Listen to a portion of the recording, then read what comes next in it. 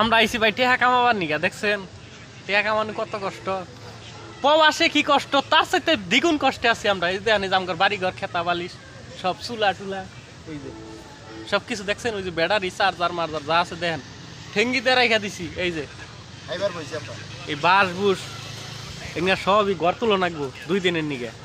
আজকে ঘর তুলুম, কালকে থাকবো, তারপর দিন আবার ভাঙ্গে নিয়ে আরেক জায়গায় যাবো বুগা। তাহলে কোন এবার কষ্ট ভাই কোন জায়গা আছে? প্রবাসী ঘর কষ্ট আর আমগর কষ্ট প্রায় সেম। প্রবাসীরা দেশ দেখবার পারে না, আর আমরা পারি না আমগর বাড়ি ঘর দেখবেন, বাড়ি দেখবেন নিগে। দেশে থাইকা দেশ বাড়িতে যাহারি না, এবার কষ্ট ভাই দেন। ওই যে ভাত খাওয়া বাদ দিয়ে বিড়ি খাইতেছে কষ্টে।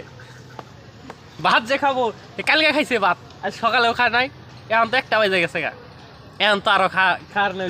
চুলা টুলা যেমনি আছে অমনি ভাঙ্গা নেই, কালকে রাইতে ভাঙছি।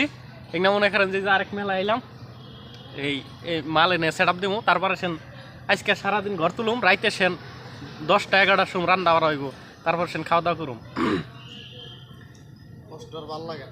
বিশাল কষ্ট, কষ্ট না ভাই? না খাই দেন মুখ সবার শুকিয়ে কেমন হয়ে গেছে। কি করবেন ভাই, এখন তো টেহা কামানের দান্দায় থাকলে এমনই করো নাকবো। কষ্টে আছি ভাই, কষ্টে আছি ভাই, খুব কষ্ট, টেহা কামানি খুব কষ্ট। হ্যাঁ ভাই, বনবাসে বলে আইছি, দেন গজারি বাগান আসলেও বনবাসী আমরা। দেশে থাইকা মনে করেন যে জঙ্গল মঙ্গল দেয় ঘুরি খেলি, জঙ্গলে মঙ্গল।